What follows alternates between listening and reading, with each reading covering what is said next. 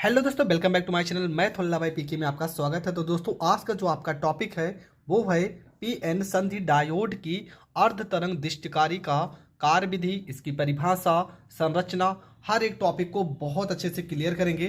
पूरी वीडियो आप ज़रूर देखना, आपको हर एक टॉपिक बहुत अच्छे से समझ में आने वाला है। तो सबसे पहले क्या लिखा है, यहाँ पर लिखा है पीएन संधि। अब देखो, पीएन संधि में हमें क्या क्या पढ़ना है। सबसे पहले आपको पता होना चाहिए कि पीएन संधि होता क्या है।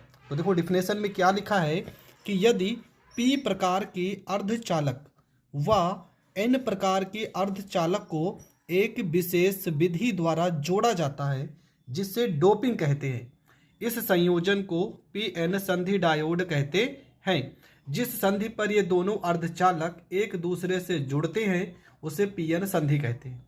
ये आपको डिफिनेशन लिखना है। क्या लिखना है कि देखो, पी प्रकार के अर्धचालक और एन प्रकार के, यहाँ पर समझा दे रहे हैं। ये पी है और ये आपका एन है। पी भी आपका अर्धचालक होता है, एन भी आपका अर्धचालक होता है। तो क्या होगा कि पी प्रकार के अर्धचालक और एन प्रकार के अर्धचालक को एक विशेष विधि द्वारा जोड़ा जाता है। एक विशेष विधि द्वारा जोड़ा जाता है जिसे हम क्या कहते हैं, जिसे हम कहते हैं डोपिंग। ठीक है, तो क्या लिखेंगे, यदि पी और एन प्रकार के अर्धचालक को एक विशेष विधि द्वारा जोड़ा जाता है जिसे डोपिंग कहते हैं ना। तो यहाँ तक यही तो लिखा है, जिसे डोपिंग कहते हैं। इस संयोजन को पी एन संधि डायोड कहते हैं। जिस संधि पर ये दोनों अर्धचालक एक दूसरे से जुड़ते हैं उसे पी एन संधि कहते हैं। तो यहाँ तक आपको डिफिनेशन लिख देना है।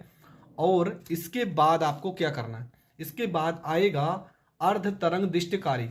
अर्ध तरंग दृष्टिकारी क्या होता है, जब आप पूरा डेरिवेशन समझेंगे तो आप आसानी से समझ जाएंगे कि अर्ध तरंग दृष्टिकारी होता क्या है। अब उस चीज़ को समझने से पहले हम इस फिगर को समझते हैं। देखो, यहाँ पर क्या क्या बना है। यहाँ पर आपका है P1, ठीक है, यहाँ पर आपका है P2, यहाँ पर लिखा है P और यहाँ पर आपका लिखा है S। P आपका क्या है, P आपका है प्राथमिक कुंडली, ठीक है, जिसको हम यल भी कहते हैं। और यस आपका क्या है, यस आपका द्वितीय कुंडली, जिसे हम L2 कहेंगे। प्राथमिक कुंडली को हम L1 और द्वितीय कुंडली को हम L2 कहेंगे। तो यहाँ पर आप L1 या L2 भी लिख सकते हैं। यहाँ पर A लिखा है, यहाँ पर B लिखा है, यहाँ पे P1, यहाँ पे P2 और यहाँ पे प्रत्यावर्ती निवेशी वोल्टेज लगा है। यहाँ पर प्रत्यावर्ती वोल्टेज क्या लगा है, AC। ये बीच में आपका क्या है, ये आपका T है, ये आपका ट्रांसफार्मर है। बीच में आपका क्या है, ये आपका ट्रांसफार्मर है, इसका नाम यहाँ पर हम लिख दे रहे हैं T है। यहाँ पर आपका क्या है, यहाँ पर आपका PN संधि है, PN संधि है और इसको हम डायोड क्या कहते हैं, ये डायोड आपका D है। ठीक है, ये डायोड आपका D है। इसके बाद यहाँ पर आपका RL क्या है, ये लोड प्रतिरोध है।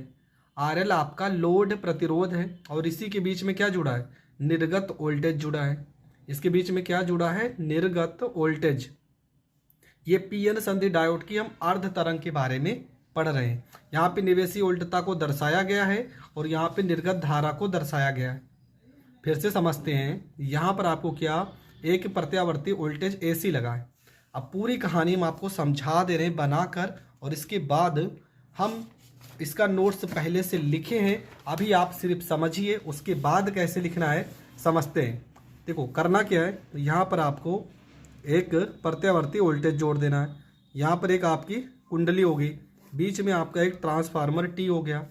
उसके बाद यहाँ पर द्वितीय कुंडली हो गई, यहाँ पे आपका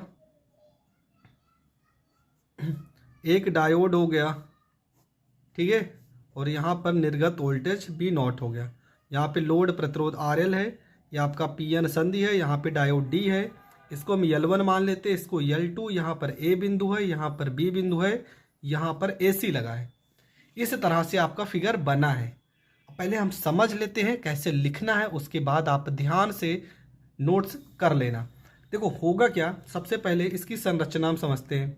ठीक है, संरचना में क्या क्या आपको लिखना है, इसके बाद इसकी कार्यविधि पढ़ेंगे। संरचना में क्या लिखना है कि माना एक ट्रांसफार्मर T है, क्या है ना, माना एक ट्रांसफार्मर T है, ठीक है, जिसकी दो कुंडलियां हैं, प्राथमिक कुंडली L1 और द्वितीय कुंडली L2 है। माना एक ट्रांसफार्मर T है जिसकी दो कुंडलियां हैं, प्राथमिक कुंडली L1 और द्वितीय कुंडली L2 है। L1, देखो L1 के सिरों के मध्य, देखो इसके सिरों के मध्य में क्या, L1 के सिरों के मध्य प्रत्यावर्ती उल्टता AC को जोड़ा गया है। L1 के सिरों के मध्य में क्या जोड़ा गया है, प्रत्यावर्ती उल्टता AC को जोड़ा गया है। तथा द्वितीय कुंडली L2 के सिरों के मध्य क्या क्या जुड़ा है, डायोड D लोड प्रतिरोध RL को क्या बोलेंगे, RL को पढ़ते हैं लोड प्रतिरोध, लोड प्रतिरोध RL जुड़ा है। और लोड प्रतिरोध के सिरों के मध्य क्या, निर्गत उल्टता जुड़ा है। इसको हम निर्गत या निवेशी उल्टता कहते हैं, B0 कहते हैं। संरचना में आपको क्या क्या लिखना है फिर से समझ लेते हैं कि माना एक ट्रांसफार्मर T है जिसकी दो कुंडलियां हैं, प्राथमिक कुंडली L1 और द्वितीय कुंडली L2 है। L1 के सिरों के मध्य प्रत्यावर्ती उल्टता AC जुड़ा है तथा द्वितीय कुंडली L2 के सिरों के मध्य डायोड D लोड प्रतिरोध RL और निर्गत उल्टता B0 जुड़ा है। तो संरचना में यहाँ पर ये सारी चीज़ें लिखी गई हैं। तो क्या लिखा है कि माना एक ट्रांसफार्मर T है जिसकी दो कुंडलियाँ L1 व L2 हैं। प्राथमिक कुंडली L1 के सिरों के मध्य प्रत्यावर्ती वोल्टेज लगाया जाता है तथा द्वितीय कुंडली L2 के सिरों के मध्य डायोड D तथा लोड प्रतिरोध RL को जोड़ते हैं। लोड प्रतिरोध RL के सिरों के मध्य निर्गत विभव प्राप्त किया जाता है। यहाँ तक लिखना है संरचना में। आई होप आपको संरचना बहुत अच्छे से तैयार हो गया होगा। तो ये आपका फिगर है, फिगर में हमने फिर से बता दे रहे हैं संरचना में क्या लिखना है कि माना एक ट्रांसफार्मर T है, ठीक है, जिसकी दो कुंडलियां प्राथमिक कुंडली L1 तथा द्वितीय कुंडली L2 है। प्राथमिक को यहाँ पर प्राइमरी भी लिख सकते हो, सेकेंडरी को आप S भी लिख सकते हो। प्राथमिक कुंडली के सिरों के मध्य प्रत्यावर्ती निवेशी उल्टता AC को जोड़ा गया है। द्वितीय कुंडली S के सिरों के मध्य डायोड, ये आपका डायोड D लोड प्रतिरोध RL और निर्गत वोल्टेज प्राप्त किया जाता है। यहाँ तक आपको संरचना में लिखना है। इसके बाद आती है कार्य विधि, ठीक है, और कार्य विधि में क्या लिखना है, कैसे लिखना है, वो हम चित्र के माध्यम से समझते हैं। तो पहले हम यहाँ पर समझ लेते हैं होता क्या है, पूरे इस डेरिवेशन में होता क्या है, पहले ये समझते हैं। देखो कार्य विधि में आपको क्या लिखना है, कार्य विधि में आपको क्या लिखना है लिखेंगे प्रथम अर्ध चक्र में। देखो जब कुंडली है इसका जब घूमेगी तो मान लेते हैं प्रथम अर्ध चक्र में कुंडली का A सिरा, देखो ये आपका A सिरा है ना, A सिरा धनात्मक विभव पर होता है और B सिरा ऋणात्मक विभव पर होता है। प्रथम अर्ध चक्र में कुंडली का A सिरा धनात्मक विभव पर और B सिरा ऋणात्मक विभव पर होता है। देखो ये धनात्मक सिरों पर है और इसी के बगल में आपका डायोड D लिखा है, अतः डायोड D अग्र अभिनत में होगा। जिसके पास धनात्मक चिन्ह होगा वो डायोड के पास में अग्र अभिनति में होगा।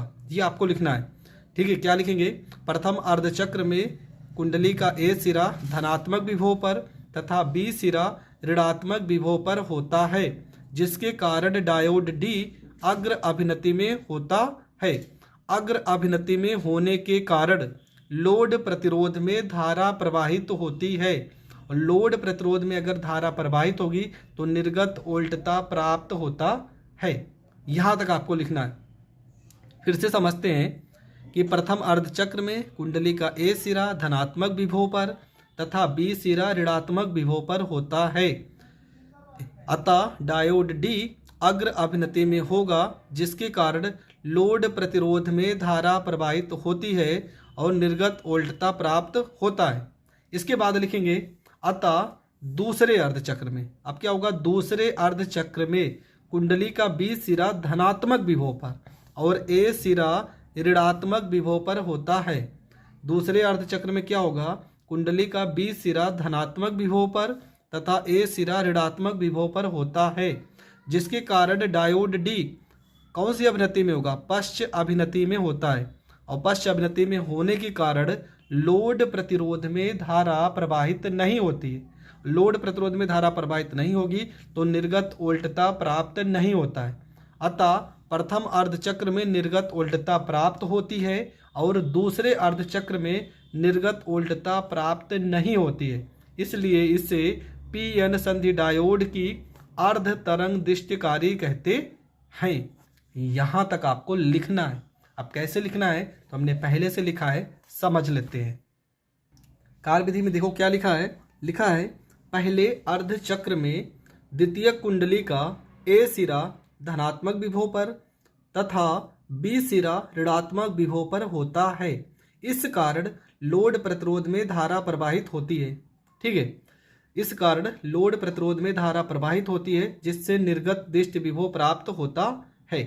फिर से समझते हैं। देखो यहाँ पर एक लाइन आपको और लिख देना है कि पहले अर्धचक्र में द्वितीय कुंडली का ए सिरा धनात्मक विभव पर तथा बी सिरा ऋणात्मक विभव पर होता है, जिसके कारण देखो यहाँ से एक लाइन आपको और लिख देना, मैं यहाँ पर लिख दे रहा हूँ।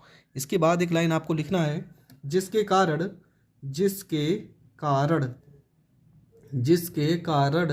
डायोड डी अग्र अभिनति में होता है।